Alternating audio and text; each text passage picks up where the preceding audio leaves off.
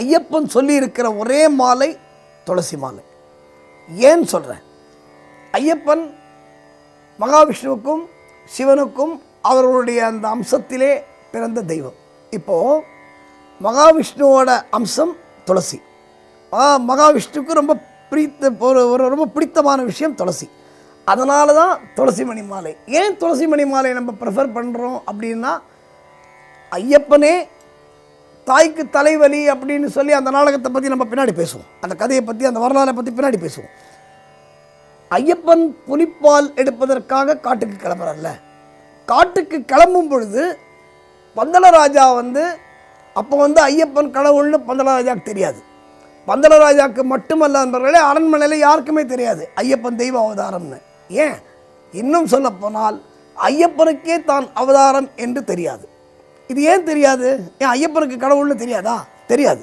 ஏன் தெரியாது? பின்னாடி அதுக்கு ஒரு கதை இருக்குது, அதை நான் பின்னாடி பேசுவோம்.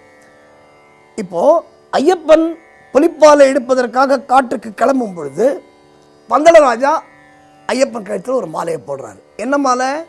துளசி மாலையை போடுறாரு. அன்பர்களே, இதிலிருந்தே ஐயப்பன் விரதம் ஆரம்பிக்கிறது. அப்போது ஐயப்பன் விரதம் என்பது, ஐயப்பன் இதே மாதிரி ஒரு மண்டலம் விரதம் இருந்து நமக்காக காட்டியிருக்கிறார். அதனால தான் ஐயப்பன் விரதம் ஸ்பெஷல். இந்த 41 நாள் விரதம் ஏன் இருக்கும்? இது யார் சொன்னது? ஐயப்பனே வகுத்து கொடுத்த முறை. நம்பியார் சாமி ரொம்ப அழகாக ஒன்று சொன்னார். ஐயப்பனோட விரதம் மட்டும் இது ஐயப்பனுக்கான விரதம் இல்லை அப்படின்வார். எங்களுக்கெல்லாம் ஒரே கன்ஃபியூஷன். ஏன்னா நம்பியார் சாமி மலைக்கு போகும்போது, அவர் குரூப்பில் போகும்போது ஒவ்வொரு இடத்துல ஒரு ஹால்ட் போடுவோம். டிஃபன் சாப்பிட்றதுக்கு, சாப்பாடு சாப்பிட்றதுக்கு அப்படின்னு ஒரு ஹால்ட் போடுவோம். ஹால்ட் போடும்போது நம்பியார் சாமி அந்த டயத்தில் இது மாதிரி விரத முறைகள், ஐயப்பனுடைய கதைகள், இதை மட்டும்தான் பேசுவார். அப்போ அவர் சொன்ன ஒரு விஷயம், இது போன்று பல விஷயங்களை சொல்லியிருக்கிறார். அந்த பல விஷயங்களையும் நான் உங்களோடு இந்த அறிவோம் ஐயப்பனை நிகழ்ச்சியிலே பின்னால் பகிர்ந்து கொள்ள இருக்கிறேன். எல்லாத்தையும் நம்ம பகிர்ந்து கொள்வோம். அப்போ நம்பியார் சாமி சொன்ன ஒரு விஷயம் என்ன தெரியுமா?